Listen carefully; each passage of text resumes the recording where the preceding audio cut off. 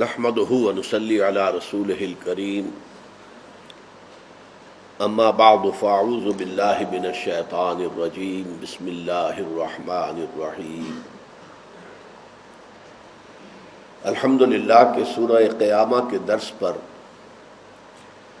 ہمارے اس منتخب نصاب کا حصہ دوم مکمل ہو گیا ہے، جس کا سلسلے وار درس ان مجالس میں ہو رہا ہے۔ آگے بڑھنے سے پہلے پھر ذہن میں تازہ کر دیجئے، یہ منتخب نصاب 6 حصوں پر مشتمل ہے۔ اس کا نقطہ آغاز سورۃ العصر ہے، جس میں انسان کی فوز و فلاح اور آخرت کی کامیابی کے لیے 4 شرطیں بیان ہوئی: ایمان، عمل صالح، تواصی بالحق، تواصی بالصبر۔ پہلے حصے میں اس سورہ مبارکہ کے علاوہ 3 اسباق اور ہیں جو بہت جامع ہیں، تو پہلا حصہ جو ہے جامع اسباق پر مشتمل ہے۔ دوسرا حصہ ایمان کے مباحث پر مشتمل ہے، یعنی جو شرائط اور لوازم نجات ہیں ان میں سے اب پہلے کے بارے میں تفصیل سے گفتگو ہو گئی۔ تیسرا حصہ جو ہے وہ اب عمل صالح، یعنی لوازم نجات میں سے جو دوسری شرط ہے، اب اس کے بعض پہلوؤں پر بحث ہوگی۔ اگرچہ ایک نگاہ باز گشت اگر ڈالیں تو اب تک جو 9 اسباق ہم نے پڑھے ہیں ان میں بھی کسی نہ کسی پہلو سے عمل صالح کا ذکر موجود ہے۔ سورۃ العصر میں جیسے ایمان کا لفظ ایک جامع عنوان کی حیثیت سے ہے، ایسے عمل صالح ہے۔ والعصر ان الانسان لفی خسر الا الذین آمنوا وعملوا الصالحات۔ پھر دوسرا سبق سورہ آیہ بر کا، اس میں اس عمل صالح کے 4 گوشے نمایاں کیے گئے۔ ایک انسانی ہمدردی کے تحت اپنا مال خرچ کرنا، وآت المال علی حبہ ذوی القربى والیتامى والمساکین وابن السبیل والسائلین وفی الرقاب۔ پھر عبادات، واقاموا الصلاۃ وآتوا الزکاۃ۔ پھر معاملات انسانی میں والموفون بعہدہم اذا عاہدوا۔ پھر حق کی علمبرداری میں صبر اور مصابرت، والصابرین فی البأساء والضراء وحین البأس اولئک الذین صدقوا واولئک هم المتقون۔ تو عمل صالح کی ایک تصویر اس میں آ گئی ہے، ایک مکمل انسانی شخصیت کا ہیول آ گیا ہے۔ پھر تیسرا سبق تھا ہمارا سورہ لقمان کا دوسرا رکوع، اس میں والدین کے ساتھ حسن سلوک، اللہ کا شکر، راستہ اس کا اختیار کرنا، اس کی پیروی کرنا جس نے اپنا رخ اللہ کی طرف کر لیا ہو۔ پھر نماز کا قیام، اقیم الصلاۃ وامر بالمعروف وانہی عن المنکر، نیکی کا حکم، بدی سے روکنا۔ پھر اس کے بعد یہ ولا تصعر خدک للناس ولا تمش فی الارض مرحا، تکبر نہ ہو، غرور نہ ہو، اکڑ کر چلنا نہ ہو۔ پھر اس سے بھی آگے واقصد فی مشیک واغضض من صوتک، چال میں میانہ روی اور آواز کو پست رکھنا۔ پھر سورہ حامیم سجدہ میں اللہ تعالیٰ کی بندگی پر دل کا ٹھک جانا، پھر اللہ کی طرف لوگوں کو بلانا، دعوت دینا۔ پھر یہ کہ اگر مخالفت ہو اور کوئی پرسیکیوشن ہو تو جواباً ایک نہایت عمدہ طرز عمل اختیار کرنا۔ یہ 4 اسباق جو تھے یہ تو تھے جامع۔ پھر ہم نے ایمان کے مباحث میں سورہ فاتحہ میں ایمان جو ہے وہ انڈرسٹوڈ ہے کہ ایک شخص پہلے خود کہہ رہا ہے الحمدللہ رب العالمین الرحمن الرحیم مالک یوم الدین ایاک نعبد و ایاک نستعین، اور اس کے بعد وہ ہدایت طلب کرتا ہے عمل کے لیے۔ یہ عمل کا پہلو ہے، میں کیا کروں کیا نہ کروں، اس کے ضمن میں پروردگار میری عقل جو ہے فیصلہ نہیں کر پاتی، خصوصاً اجتماعی معاملات میں، بس میری رہنمائی فرما۔ اس کے بعد سورہ آل عمران میں ایمان کیسے تدریجاً پیدا ہوتا ہے اولو الالباب میں، ہوش مند لوگوں میں، سلیم العقل سلیم الفطرت میں، اور اس کے بیان کے بعد ان کے کردار کا نقشہ دکھا دیا. فالذین ہاجروا واخرجوا من دیارہم واوذوا فی سبیلی وقاتلوا وقتلوا، حق کے لیے انہوں نے گھر بار چھوڑنا پڑا تو چھوڑا، ہجرت کرنی پڑی تو کی، تکلیفیں اور ٹارچر برداشت کرنا پڑا تو کیا، اور پھر جنگ میں، میدان جنگ میں نقد جان ہتھیلی پر رکھ کر آنا ہوا تو آئے، قتل کیا بھی قتل ہوئے بھی. یہ ایک ایکٹیوسٹ زندگی جو ہے، انقلابی زندگی، اس کا نقشہ ہے.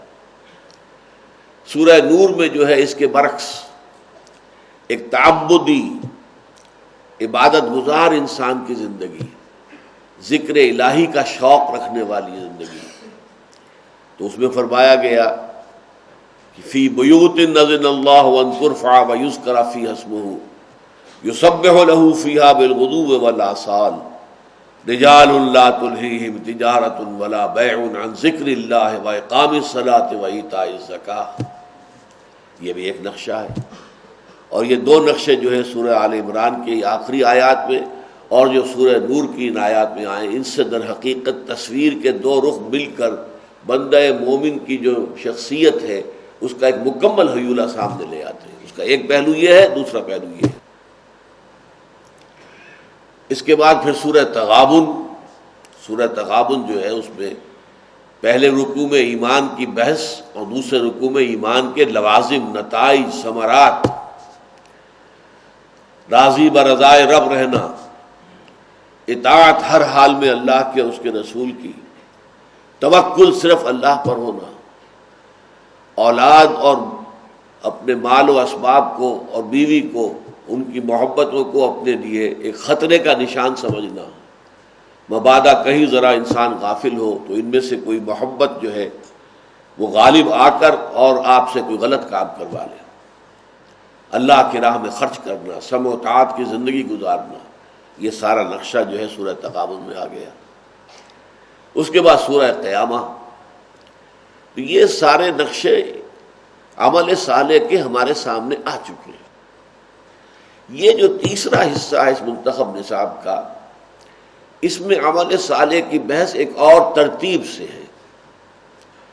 وہ اس طرح سمجھیے کہ انسان سب سے پہلے تو ایک انفرادی شخصیت ہے، فرد ہے، اور بالآخر ہمارا معاملہ جو اللہ کی عدالت میں ہوگا وہ بھی فرد کی حیثیت سے ہوگا. کلہم آتی ہے یوم القیامت فردا. وہاں کا محاسبہ جو ہے، حساب کتاب انفرادی ہے. اچھا، اس فرد کے بھی دو پہلو ہیں. اس فرد کی جو سیرت و کردار کا نقشہ قرآن چاہتا ہے کہ وجود میں آئے، تو ایک تو یہ کہ اس کی بنیادیں ہیں، اساسات ہیں. ایک عبارت ہے، اس کی بنیادیں، اس پر عبارت اٹھے گی. تو پہلے تو دو ایسے مقامات اس میں شامل ہیں کہ جس میں تعمیر سیرت کی اساسات کا بیان ہے. وہ ایک ہی درس ہے لیکن مقامات دو ہیں. پھر یہ کہ ایک پوری طرح تعمیر شدہ شخصیت جو وہ اخلاق حسنہ اور اس کے اندر جو بھی خصوصیات پیدا ہو جائیں گی نمایاں، جس کی شخصیت جو ہے وہ واقعتاً صحیح بنیادوں پر تعمیر ہو چکی ہے، اس کا نقشہ ہمارے سامنے آئے گا سورۃ الفرقان کے آخری رکوع میں. پھر یہ ہے کہ یہ فرد ایک خاندان کا فرد ہوتا ہے. اس خاندان کی بنیاد پڑتی ہے شوہر اور بیوی کے باہمی تعلق سے. اس کا نظام کیا ہونا چاہیے، اس میں کیا اندیشے مضمر ہیں اور کیا رول اختیار کرنا چاہیے جو خاندان کا سربراہ ہے اس کو. پھر اس سے اوپر آئے تو ایک معاشرہ ہے بڑے پیمانے پر، خاندانوں کا اجتماع جو ہے وہ معاشرہ ہے. اب پاکستان کی اگر 14 کروڑ آبادی ہے، آن دی ایوریج اگر ہم سمجھیں کہ ایک خاندان میں 7 افراد ہیں تو 2 کروڑ خاندانوں پر مشتمل ہے. تو خاندان کے نظام کے بعد معاشرہ. وہ سوشل ایونز کون سے ہیں جنہیں معاشرے سے ایریڈیکیٹ کیا جائے، ختم کیا جائے، اور وہ سوشل ویلیوز کون سی ہیں کہ جنہیں معاشرے کے اندر نافذ کیا جائے. پھر اس سے آگے پھر جو اوپر کی سٹیج ہے وہ سٹیٹ ہے، ریاست. ریاست کا تصور جو ہے وہ کوئی 200-250 سال پرانا ہے. صرف اس سے پہلے لوگ حکومت کو تو جانتے تھے کہ حکومت کیا ہوتی ہے. ریاست ایک ہائپوتھیٹیکل ایک کانسیپٹ ہے، آج اس کو اچھے طریقے سے پہچانا جاتا ہے. تو ملی اصول کیا ہے، ہائیسٹ لیول پر اجتماعیت کے اصول کیا ہیں، اسلامی ریاست کے اصول کیا ہیں، یہ ہم سورۃ الحجرات کے اندر پڑھیں گے. تو یہ حصے ہیں کہ جو تیسرے حصے کے اندر یہ مقامات شامل ہیں. اب آئیے تعمیر سیرت کی قرآنی اساسات کون سی ہیں، ایک فرد کی شخصیت کی تعمیر کے لیے بنیادیں کون سی ہیں. اس کے لیے سورۃ المومنون جو 18ویں پارے کی پہلی سورت ہے، اس کی پہلی 11 آیات اس میں شامل ہے، اور اسی کی ہم مضمون ہے سورۃ المعارج آیت نمبر 19 سے آیت نمبر 35 تک 17 آیات. تو 11 آیات سورہ مومنون کی اور 17 آیات سورہ معارج کی، اور ان دونوں میں آپ دیکھیں گے کہ بہت مناسبت ہے. 4 آیات تو وہ ہیں جو دونوں میں بالکل بعین ہی انہی الفاظ کے ساتھ وارد ہوئی، باقی بھی مضامین وہی ہے، عنوانات ذرا مختلف کر دیے گئے، کوئی ترتیب تھوڑی سی بدل دی گئی ہے. اور یہ قرآن مجید کے بارے میں عمومی اعتبار سے بھی جان لینا چاہیے کہ اس کا ایک خاص اسلوب یہ بھی ہے کہ بعض آیات جو بہت اہم ہیں ایگزیکٹلی انہی الفاظ کے ساتھ قرآن مجید میں کم سے کم 2 مرتبہ، ہو سکتا ہے 3 مرتبہ بھی آئے. هو الذی ارسل رسولہ بالہدی ودین الحق لیظہرہ علی الدین کلہ ولو کرہ المشرکون. ایگزیکٹلی انہی الفاظ میں یہ آیت 2 جگہ آئی ہے، سورہ توبہ میں بھی، سورہ صف میں بھی. بلکہ ایک تیسرے مقام پر اس کا میجر حصہ ریپیٹ ہوا ہے سورہ فتح میں، هو الذی ارسل رسولہ بالہدی ودین الحق لیظہرہ علی الدین کلہ. اگر آخری حصے میں فرق ہے وکفی باللہ شہیدا. اسی طرح ایک آیت ہے منافقین کے بارے میں خاص طور پر، اور اے نبی ان کے اوپر سختی کیجیے، ان پر نرمی نہ کیجیے. یا ایھا النبی جاہد الکفار والمنافقین واغلظ علیہم ومأواہم جہنم وبئس المصیر. یہ سورہ توبہ میں بھی ہے، سورہ تحریم میں بھی ہے. اسی طریقے سے بعض جگہ پر ایسا ہوتا ہے کہ مضمون ایک ہی ہے، ترتیب الٹ دی جاتی ہے. سورہ حج کے آخر میں فرمایا لِيَكُونَ الرَّسُولُ شَهِيدًا عَلَيْكُمْ وَتَكُونُوا شُهَدَاءَ عَلَى النَّاسِ. سورہ بقرہ میں فرمایا لِتَكُونُوا شُهَدَاءَ عَلَى النَّاسِ وَيَكُونَ الرَّسُولُ عَلَيْكُمْ شَهِيدًا. بات ایک ہی ہے، وہاں رسول کا پہلے ذکر ہے، امت کا بعد میں. اور سورہ بقرہ میں دوسرے پارے کے شروع میں امت کا ذکر پہلے، رسول کا بعد میں. اسی طرح فرمایا سورہ نساء میں یا ایھا الذین آمنوا کونوا قوامین بالقسط شہداء للہ. اور سورہ مائدہ میں فرمایا کونوا قوامین للہ شہداء بالقسط. بات وہی ہے، ترتیب ذرا بدل دی ہے. تو اس کی آپ کو شاندار مثالیں اس درس میں ملیں گی کہ 4 آیتیں بعین ہی وہی ہیں کہ جو سورہ مومنون میں بھی آئی ہیں اور سورہ معارج میں بھی. اب میں پہلے ان دونوں مقامات کی آیات کی تلاوت کرتا ہوں، اس سے بھی آپ خود بھی نوٹ کر لیں گے. اعوذ باللہ من الشیطان الرجیم، بسم اللہ الرحمن الرحیم. قد افلح المؤمنون الذین هم فی صلاتهم خاشعون والذین هم عن اللغو معرضون والذین هم للزکاة فاعلون والذین هم لفروجهم حافظون الا علی ازواجهم او ما ملکت ایمانهم فانهم غیر ملومین فمن ابتغى وراء ذلك فاولئک هم العادون والذین هم لاماناتهم وعهدهم راعون اولئک هم الوارثون والذین هم علی صلواتهم یحافظون اولئک هم الوارثون الذین یرثون الفردوس هم فیها خالدون. اب دیکھیے سورہ معارج. ان الانسان خلق ہلوعا اذا مسہ الشر جزوعا واذا مسہ الخیر منوعا الا المصلین الذین هم علی صلاتهم دائمون والذین فی اموالهم حق معلوم للسائل والمحروم والذین یصدقون بیوم الدین والذین هم من عذاب ربهم مشفقون ان عذاب ربهم غیر مامون والذین هم لفروجهم حافظون الا علی ازواجهم او ما ملکت ایمانهم فإنهم غیر ملومین فمن ابتغى وراء ذلك فأولئك هم العادون والذین هم لأماناتهم وعهدهم راعون والذین هم بشهاداتهم قائمون والذین هم على صلاتهم يحافظون اولئک فی جنات مکرمون صدق اللہ العظیم۔ اب ذرا آئیے ہم سورہ مومنون کی آیات کو اصل بنیاد سمجھتے ہوئے پھر ساتھ ساتھ جو ہے اس سے متعلق کورسپونڈنگ جو چیزیں آئی ہیں سورہ معارج میں ان کا حوالہ دیتے چلے جائیں گے۔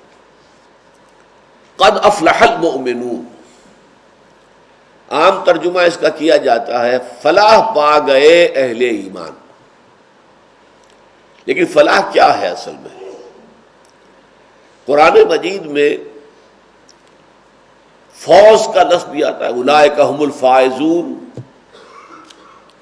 اور بھی مختلف الفاظ آتے ہیں کامیابی کے لیے، فوز، رشد، اولئک هم الراشدون، لیکن خاص اصطلاح جو ہے وہ فلاح، اور یہ فلاح کا مفہوم کیا ہے یہ جان لیجئے۔ فلاح کا جو مادہ ہے فے لام ہا، یہ آتا ہے کسی چیز کو پھاڑنے کے لیے، کاٹنے کے لیے، توڑنے کے لیے۔ اسی لیے ان الحدید بالحدید یفلح کہا جاتا ہے، لوہا لوہے ہی سے کاٹا جاتا ہے۔ اسی طریقے سے فلاح کہتے ہیں اس کسان کو جو اپنے ہل کی نوک سے دھرتی کا سینہ چیرتا ہے، فلاح۔ کسی شے کو پھاڑ کر اس میں سے کوئی حقیقت برآمد کرنا۔ چنانچہ بڑا پیارا ترجمہ کیا شیخ الہند رحمۃ اللہ علیہ نے افلح کا، کام نکال لے گئے اہل ایمان۔ اب دیکھیے اس میں ایسا نقشہ ہے جیسے کہیں کوئی خزانہ ہے جو دبا ہوا ہے، چھپا ہوا تھا، کھود کر اسے نکالا اور لے گئے۔ کام نکال لے گئے اہل ایمان، اہل ایمان نے کھودا ہے کسی شے کو اور اس میں سے کوئی بہت قیمتی شے نکال لی۔ اس سے اصل مفہوم سمجھ میں آتا ہے۔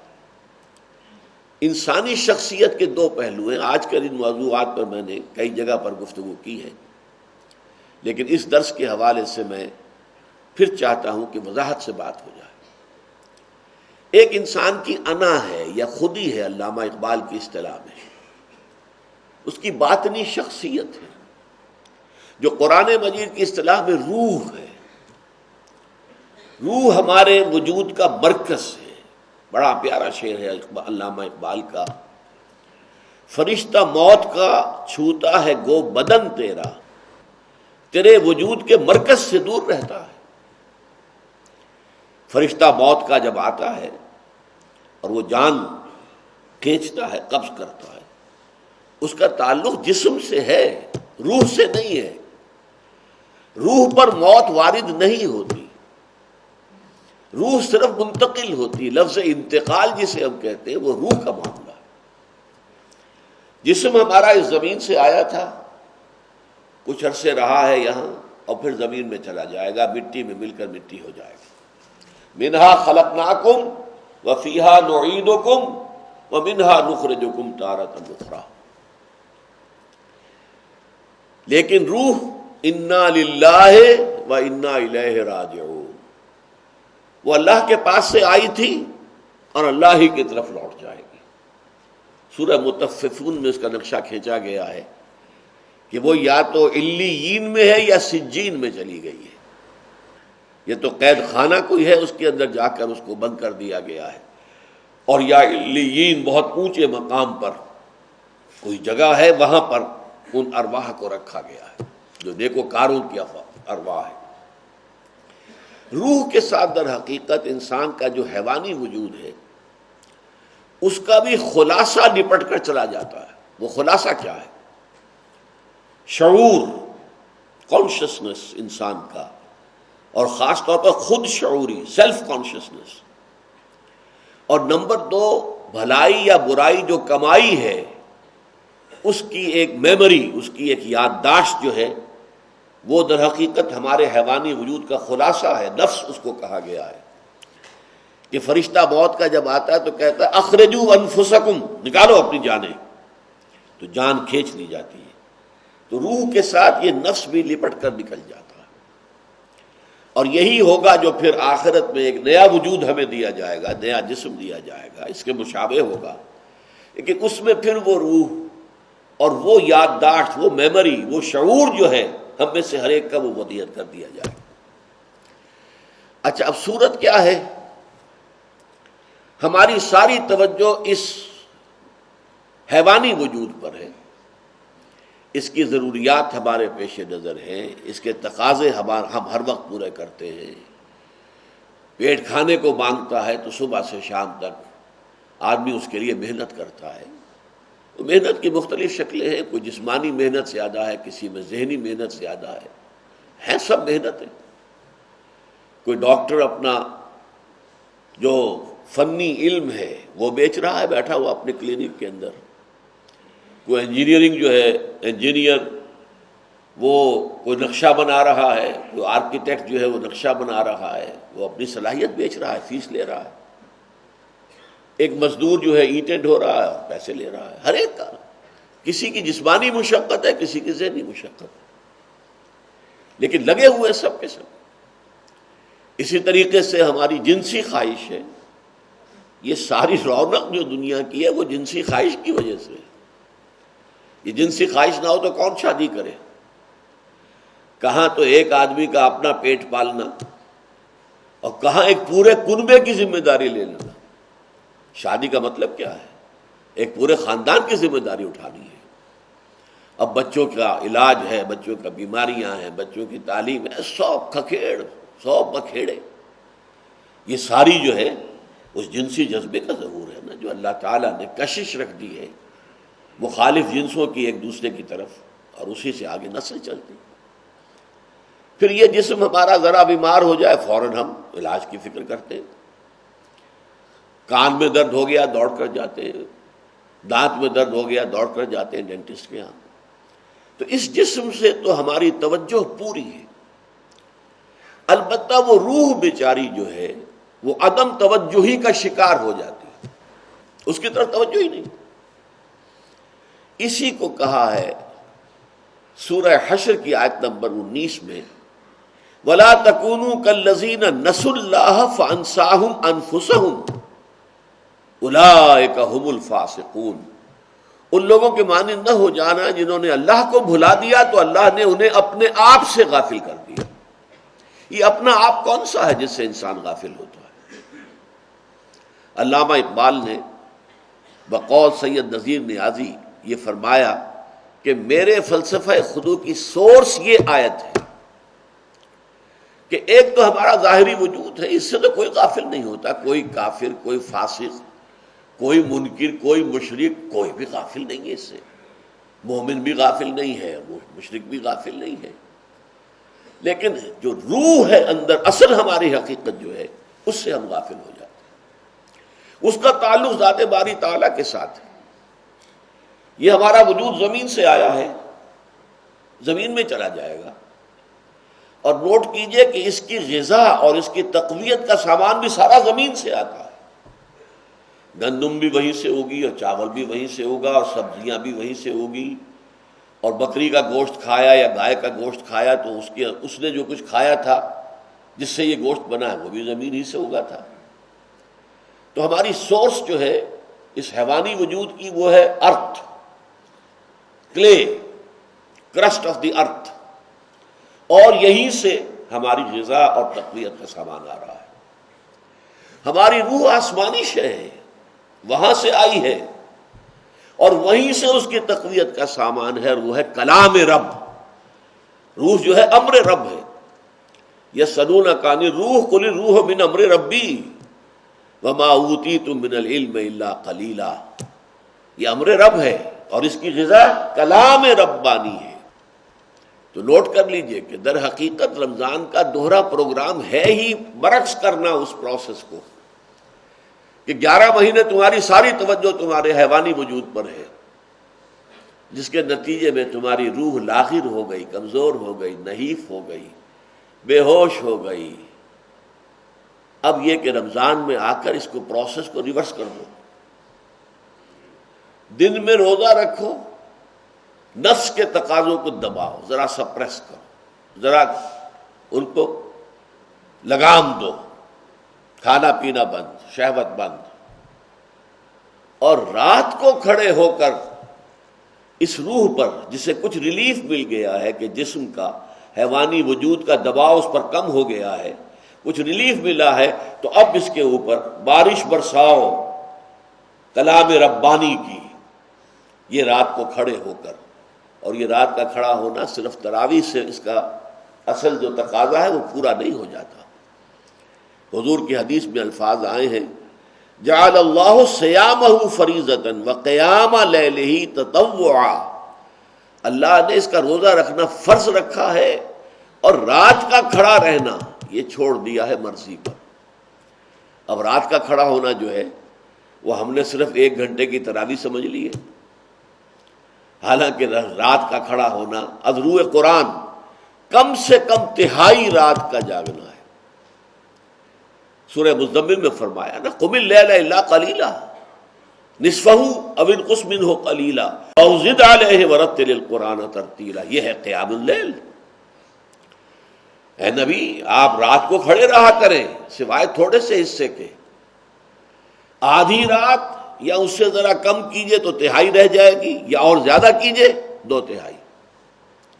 چنانچہ اسی کا ذکر ہے آخر میں اسی سورہ مزمل میں ان ربک یعلم انک تقوم ادنی من ثلثی اللیل ونصفہ وثلثہ وطائفۃ من الذین معک. اے نبی اللہ کے علم میں ہے کہ آپ اور آپ کے ساتھی کھڑے رہتے ہیں 2/3 شب. اب یہاں پہلا ذکر 2/3 کا ہے، اور نصف شب اور 1/3 شب، یہ کم سے کم ہے. بہرحال یہ ایک علیحدہ بحث ہے، میں نے مختلف مواقع پر اس کی تفصیل بیان کی ہے. آج صرف یہ بات بیان کرنی ہے کہ ہماری اصل شخصیت وہ روح ہے جس کا مسکن قلب ہے. اس روح کو جگانا، ہوش میں لانا اور اس بدن کے غلاف کو پھاڑ کر اسے برآمد کرنا، یہ ہے کام نکال لے گئے اہل ایمان.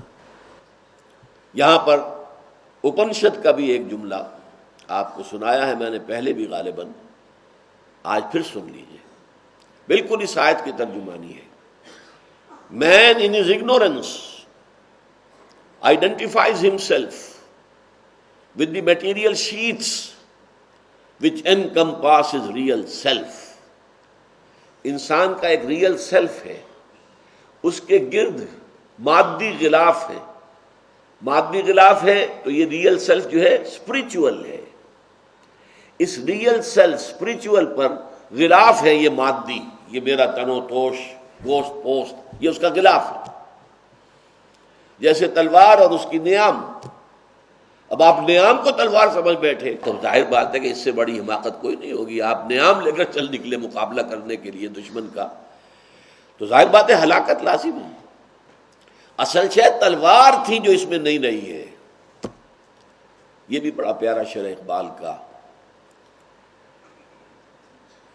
عشق کی تیغ جگردار اڑا لی کس نے، علم کے ہاتھ میں خالی ہے نیام اے ساقی. موجودہ علم جو ہے اس میں سے معرفت خدا بندی اور محبت خدا بندی کی تلوار نکال لی گئی. اب نیام رہ گیا. یہ فزیکل باڈیز کا علم جو ہے یہ نیام ہے. علم کے ہاتھ میں ہے خالی ہے نیام ہے ساقی، عشق کی تیغ جگردار اڑا لی کس نے. وہ عشق روح کا معاملہ ہے. اللہ کے ساتھ عشق روح کو ہے، بدن کو نہیں ہے. بدن کا تعلق نہیں اس سے. بدن تو زمین سے آیا ہے، زمین میں چلا جائے گا. وہ روح وہاں سے آئی ہے اور روح کے ساتھ اللہ کی ذات کا ایسا تعلق ہے، اتصال بے تکیف بے قیاس، ہست رب الناس را با جان ناس. جیسے ہمیں نہیں معلوم کہ ہماری زندگی جو ہے ہمارے جسم سے کیسے وابستہ ہے، کہاں ہے، کہاں سے نکلتی ہے، کہاں ہے موجود، نہیں پتا، زندگی ہے. اسی طرح روح جو ہے وہ ہمارے اس حیوانی وجود کے ساتھ متصل ہے، کیسے ہے یہ ہم نہیں جانتے. البتہ اس کا مسکن جو ہے وہ قلب ہے، اس روح کا مسکن قلب ہے. بہرحال اس روح کو برآمد کرنا، بلکہ مجھے ایک ہندی کا شعر یاد آ رہا ہے، کوئی بھیک نام کے شاعر ہندو تھے. بھیکا بھوکا کوئی نہیں، سب کی گدڑی لال، گرا کھول جانے نہیں اس بد بے کنگال. کہ اے بھیک، کوئی انسان بھوکا نہیں ہے، ہر انسان کی گدڑی کے اندر لال موجود ہے، لال سلا ہوا ہے. ہر انسان کے اندر وہ روح موجود ہے، گرہ کھول جانے نہیں، اس گٹھڑی کی گرہ کھولنا نہیں آتی، لہذا اس لال سے استفادہ نہیں کر سکتے. گرہ کھول جانے نہیں اس بد بے کنگال، اس وجہ سے وہ کنگال ہے.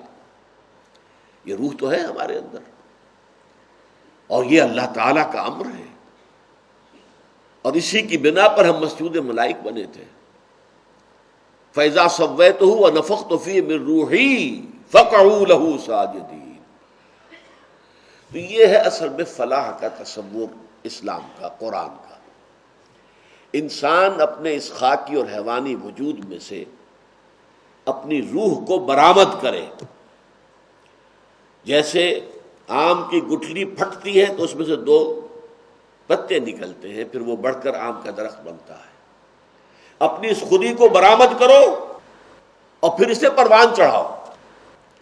یہ ہے تعمیر خودی، یہ ہے اپنی شخصیت کا بنانا، تعمیر کرنا.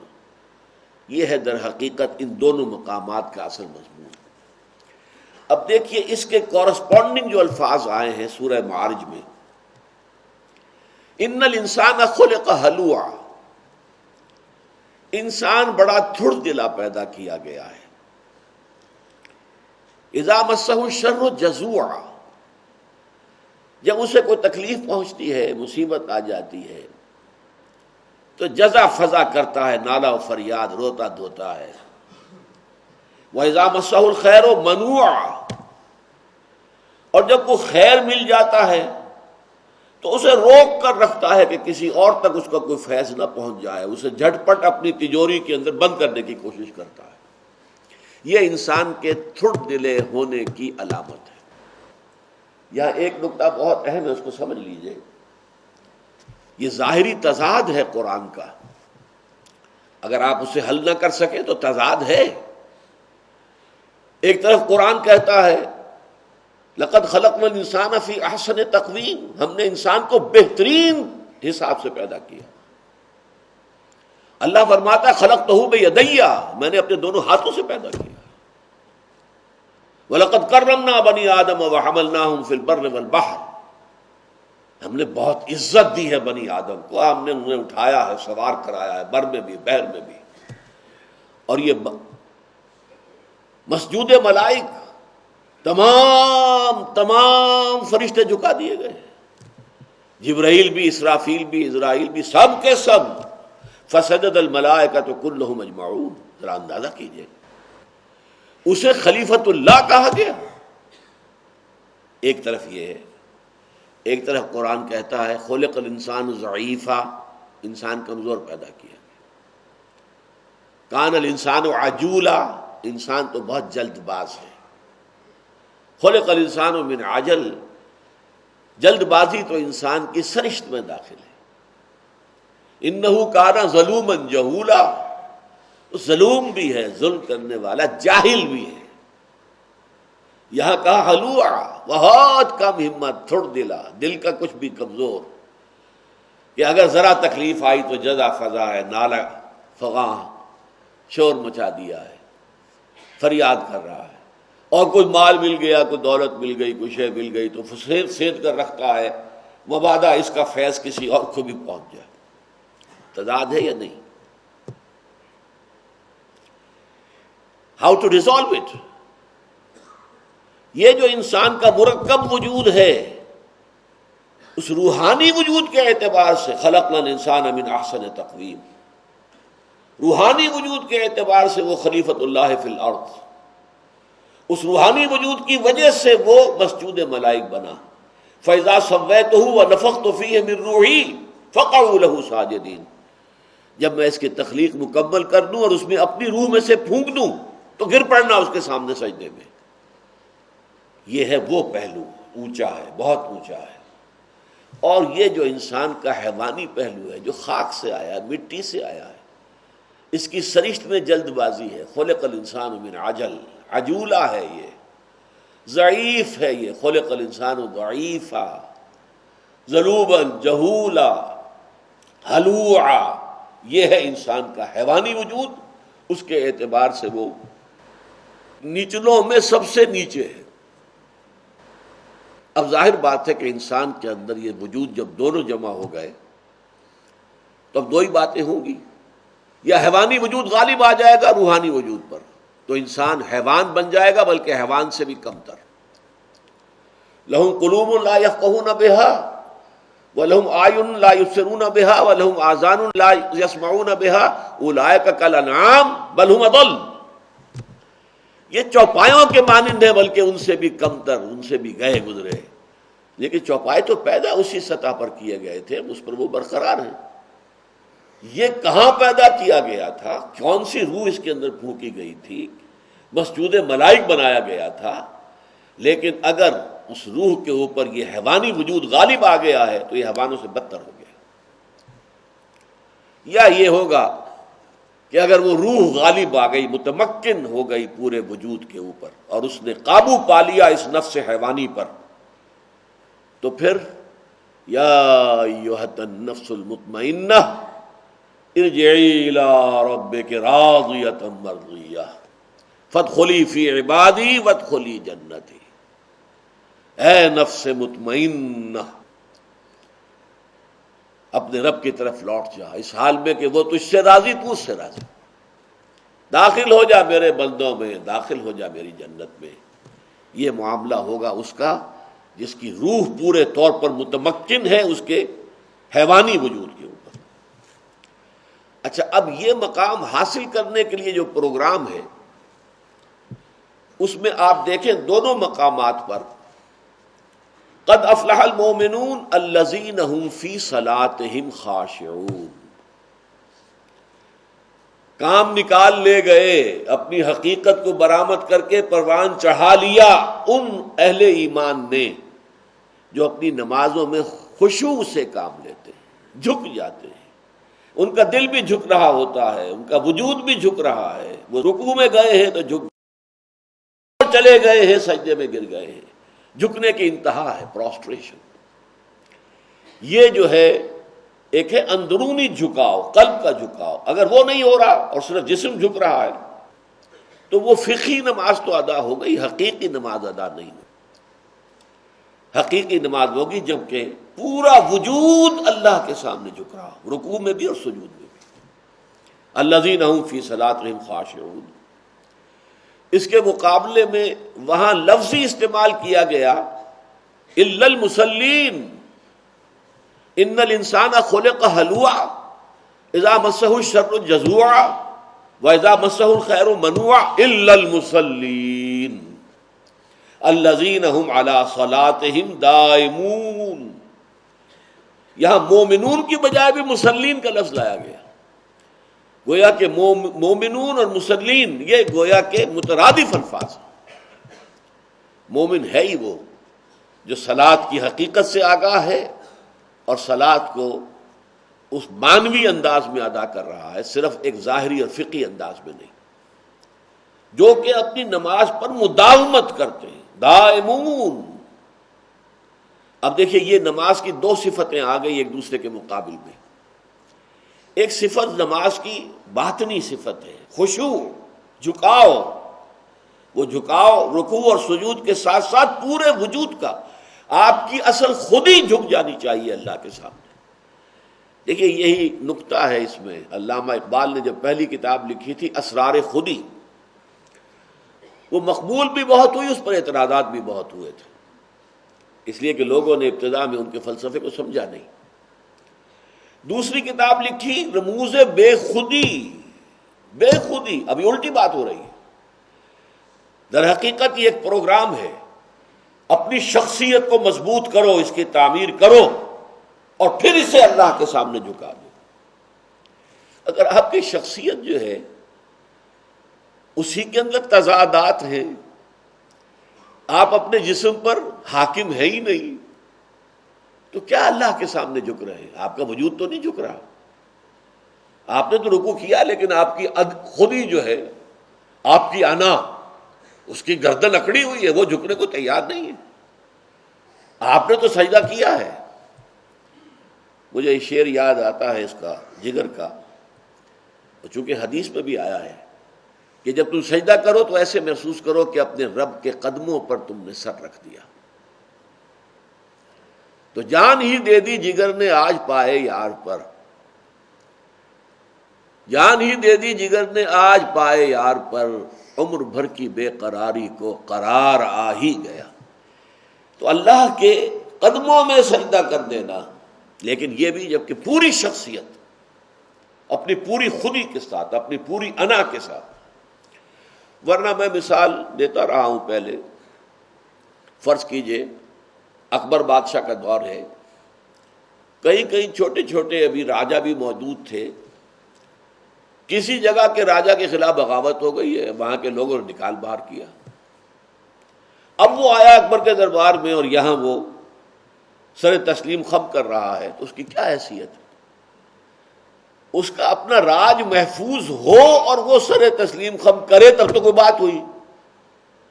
جب وہ وہاں سے اس کی اپنی حکومت کا تختہ الٹ چکا تو اب اس کی کیا حیثیت ہے؟ کچھ بھی نہیں۔ تو انسان پہلے اپنی خودی کو مضبوط کرے، پختہ کرے، تعمیر کرے، اور پھر اس ہمہ تن اپنے پورے وجود کو، ظاہری وجود مع باطنی وجود، اللہ کے سامنے جھکائے۔ یہ ہے گویا کہ نماز کا باطن۔ نماز کا ظاہر الذین هم علی صلاتہم دائمون، مداومت، مسلسل۔ یہ نہیں کہ گنڈے دار نماز پڑھ لی، کبھی نہ پڑھی، وقت سے ہٹا کر پڑھ لی، نہیں، دائمون، دوام کا لفظ۔ اور آخر میں اس سورہ مومنون کی آیات کا بھی اختتام ہوتا ہے والذین هم علی صلواتہم یحافظون، اور سورہ معارج کی آیات کا بھی والذین هم علی صلاتہم یحافظون، وہ لوگ کہ جو اپنی نمازوں کی محافظت کرتے ہیں، حفاظت کرتے ہیں، ادھر سے ادھر نہیں ہونے دیتے۔ اور ایسے لوگوں کی زندگی جو ہے وہ نمازوں کے ساتھ جیسے کھوٹے سے جانور بندھا ہوا ایسے بندھ جاتی ہے۔ ان کے اپوائنٹمنٹس طے ہوتے ہیں تو نمازوں کے حوالے سے ہوتے ہیں، ان کا سارا نظام الاوقات جو ہے وہ نمازوں کے اوقات کے ساتھ وابستہ ہو جاتا ہے۔ یہ محافظت۔ اب 4 مقامات آئیں۔ پہلی بات تو یہ سمجھ لیجئے کہ اس کا مطلب کیا ہے، تعمیر خودی کے اس پروگرام میں اول بھی نماز، آخر بھی نماز۔ یہ حصار ہے، یہ فصیل ہے جس نے اپنے اندر باقی اوصاف کو لے لیا ہے۔ اس لیے کہ قد افلح المؤمنون الذین هم فی صلاتہم خاشعون سے بات شروع ہوئی، والذین هم علی صلواتہم یحافظون پر بات ختم ہوئی۔ اول نماز، آخر نماز۔ یہاں بھی الا المصلین الذین هم علی صلاتہم دائمون سے بات شروع ہوئی، والذین هم علی صلاتہم یحافظون پر بات ختم ہوئی۔ یہاں بھی اول نماز، آخر نماز۔ گویا کہ فصیل جو ہے اس پورے پروگرام کی وہ نماز ہے۔ نماز کی حقیقت کے بارے میں اگلی نشست میں کچھ مزید گفتگو ہوگی۔ بارک اللہ لی و لکم فی القرآن العظیم ونفعنی و ایاکم بالآیات والذکر الحکیم۔